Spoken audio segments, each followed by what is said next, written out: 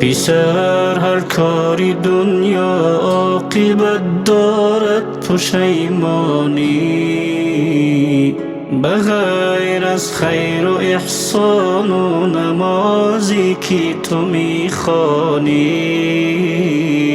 نصیحت گوش کن جانا، شنو پندی بزرگان را.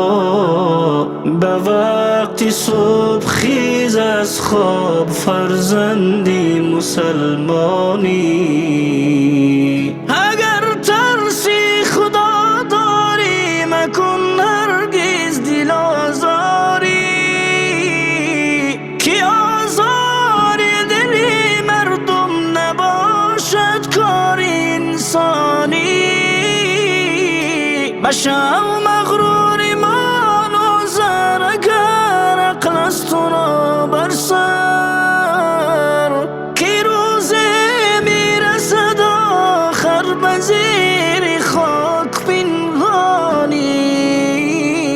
پیسر هر کاری دنیا عاقبت دارد پشیمانی، بغیر از خیر و احسان و نمازی که تو میخوانی.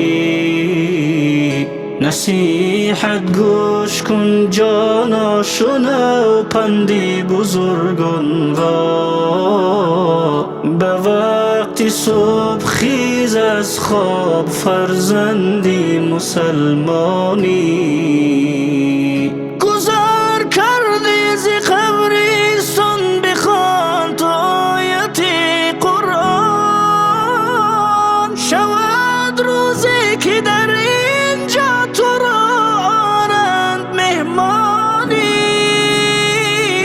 بیارندت به محشرگاه، خدا قاضی شود آنجا. به جنت می روی یا نار، جوابش رو نمیدانی. پیسر هر کاری دنیا عاقبت دارد پشیمانی، بغیر از خیر و احسان و نمازی که تو میخوانی.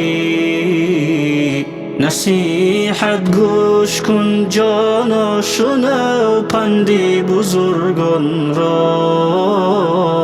به وقت صبح خیز از خواب فرزندی مسلمانی. خیز از خواب فرزندی مسلمانی.